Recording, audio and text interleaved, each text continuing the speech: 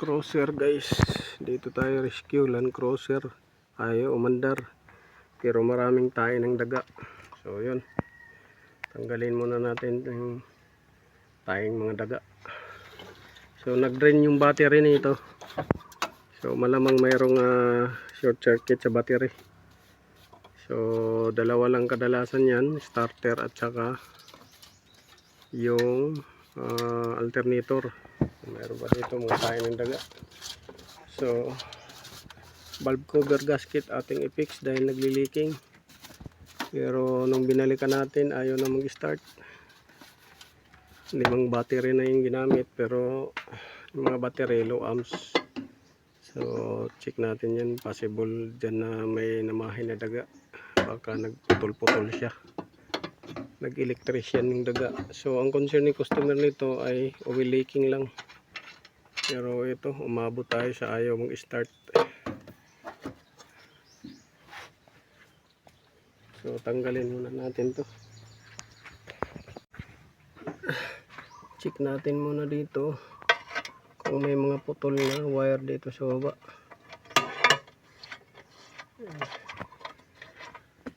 Wala na dito, pero sa ibang parte nito mayroon, dahil maraming tae ng daga. So ang concern lang ni customer, ito valve cover tumatagas, langis, tagas ng langis. Yan. Tapos mayroon din tagas sa baba, langis din.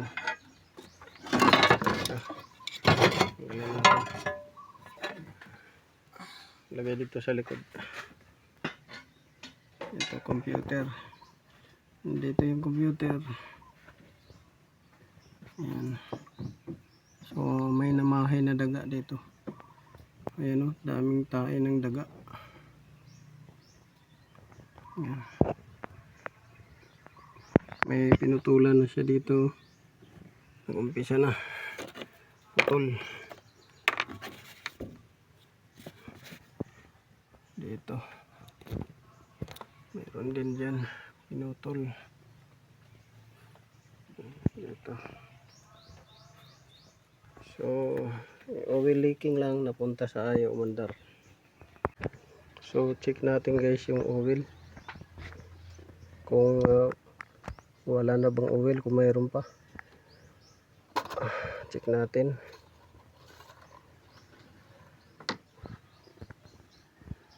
Nako, wala nang oil guys. Ayan o, wala nang oil, wala nang langis. Parang 3 litro na lang to. 6 ang ano ito, 6 to 7 kasi B6 to. 6 na litro, 6.5 mga ganun. Pag B8 8 ay 7 pag B8, B6 6.5 or 6. So kulang. So punasan mo muna G,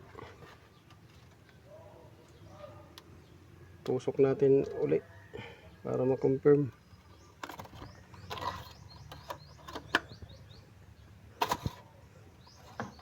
Kung may langis pa ba. Nako, malamang sa malamang tirik to. Ayan o, wala na. Kita yung wire ito boys. Poison.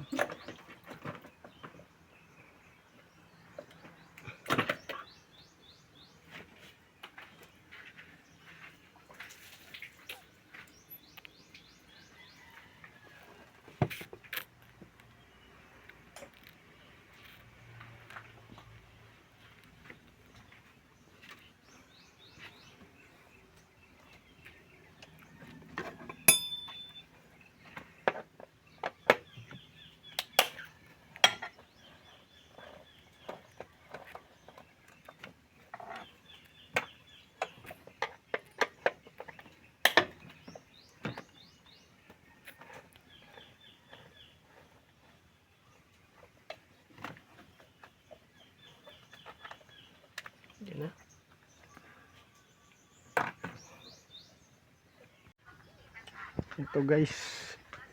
So baklas na natin yung ano dyan, mga parts. So kitang kita natin yung valve cover. Ayan. So valve cover lang ang issue nito dahil may mga tagas. Ang problema, ayaw na mag-start. Ayun, upon checking natin, low level ang oil. Siguro mga 2 litro lang ang oil nito, or 1 litro lang nga siguro. Tapos wala pa talagang tubig. So walang langis, walang tubig. Ngayon inikot natin yung makina, maganit. So i-address natin sa may-ari kung anong gagawin yan, dahil ito natuyuan ng langis sigurado ito, kaya naging maganit. So biit ang engine ito, Land Cruiser. So yan yung ano natin. So mapipix natin tong valve cover na leaking. Ang problema naman, dahil walang langis at saka walang tubig, is yung makina maganit, ikutin. So kailangan natin buksan din yung starter dahil lumalagitik lang yung solenoid nya. So yan yung problema natin, baka nasunog na yung starter nito. Problema nito guys ay biit ang makina, sa gitna yung starter. Nandyan, tatanggalin pa yung portion na yan, paikot. So aalisin pa natin yan dyan dahil nasa ilalim yung starter na yan. So aalisin natin yung intake na yan. So ganun ka sikip at komplikado tong makina na biit,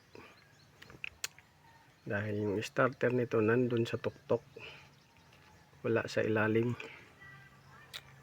So yan, isang problema natin yan. Ngayon ipapaalam muna natin sa may-ari para madesisyon na nila. So ito lang, tatanggalin lang namin yan.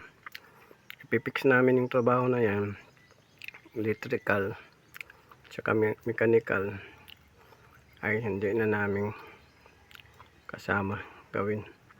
Iba na yung electrical at saka mechanical. So yun yung ano. So update ko kayo guys nito guys pag natapos itong gawa natin. So ayan guys, natanggal na natin yung valve cover. Ayan, wala nang valve cover. So check lang na natin, baka may mahanap tayong mga diferensya nito. So check natin yan dito. So tumagas yung langis guys dyan, oh. Dyan sa baba, dyan tumagas yung langis sa baba. Yan, yung portion na yan, yan dyan tumagas yung langis. Tanggalin ko na lang kaya to. Hanggang doon sa gilid. Sa taas okay naman siya, pero nagdudumi, nagbabasa. Simula dito basa hanggang doon, hanggang doon. So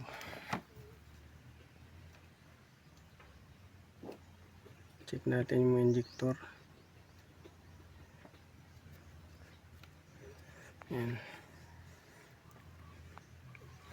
So dito, problema dito, mga punit na guys yung ano, yan, oh, punit na,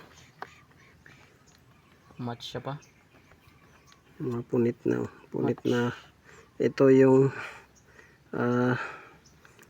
supply port seal.